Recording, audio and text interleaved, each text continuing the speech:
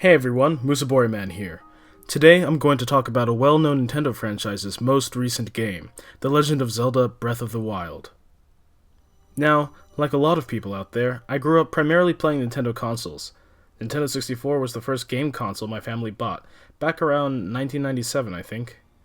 And on that console was a game everyone has at least heard of, The Legend of Zelda Ocarina of Time. Now, funnily enough, I never owned that game. I had friends who had it, and so I got to watch them play parts of it, but never really got to play it myself much until I got the 3DS version many years later. I also used to rent Majora's Mask on the N64, but I could never get very far in it, and it scared the hell out of me as a kid. On the GameCube, it was the same story. I never owned Wind Waker until the Wii U HD version, although I had played a little bit of the GameCube version before that. I did buy Twilight Princess when it came out, but then the Wii version came out, and I just kind of got confused about which version I should play since it came with my Wii, and I ended up dropping both. I later got the Wii U version of that game as well. Seeing a pattern here? I also bought Skyward Sword, which released when I was in my first year of college. Unfortunately, I did not take my Wii to school, and so that game got dropped as well because too much time passed and I just kind of ended up losing interest, unfortunately. Finally, I got A Link Between Worlds for the 3DS, and was thoroughly enjoying it, only to lose the little game cartridge at some point, completely preventing me from progressing any further. Luckily, I somehow found the game in my wallet several months later. What was the point of recounting this tale of my ill-fated Zelda history? Well, it was really just to give you context that I've been more of an outsider when it comes to Zelda over the years, seeing as how I've never actually beaten any of them myself before this one, but I've played bits and pieces of a lot of them, and have seen many of them played to completion or at least large chunks of them by my friends or via YouTube videos. So this makes Breath of the Wild the very first Zelda game I've beaten, but not the first one I've played or interacted with. So, what did I think about it? Without further ado, here are the pros and cons for Zelda Breath of the Wild. Let's start with the pros. First off, I want to say that I played this game on the Nintendo Switch, so the first pro for me personally was that I was able to play this game lazing around in whatever crazy positions I saw fit. I played the game docked only for like 2 or 3 play sessions. The vast majority of my over 65 hours of gameplay were played in handheld mode. I wouldn't have had it any other way.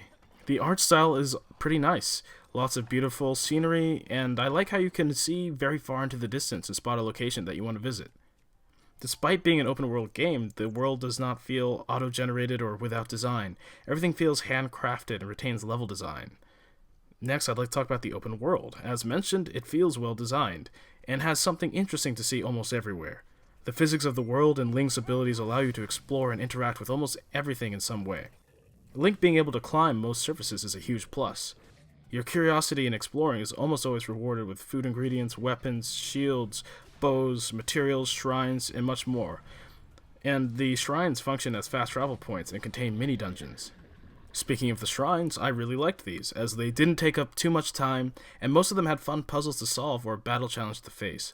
I really enjoyed the puzzle-solving aspect for the most part this time around, as it felt less formulaic and more organic when playing through them. Different people will solve the puzzles in different ways, and I think that's really cool. This sort of problem-solving, critical thinking extends to more than just the shrines and dungeons, however.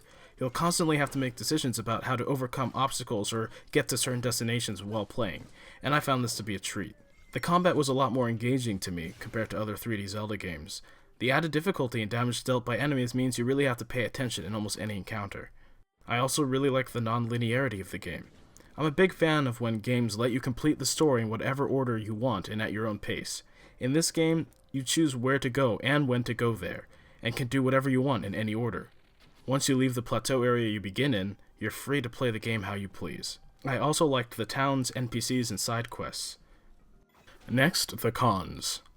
Frame rate stutters at certain points, most notably when a bunch of weather effects are going off at the same time, such as wind blowing, all the grass and trees while it's raining, etc. I felt I usually saw this issue during weather effects in towns, but it happens elsewhere, sometimes even without many weather effects going on at all. It didn't happen so much or for so long that it hampered my enjoyment of the game, though. The story, while it is fine for what it is honestly quite sparse.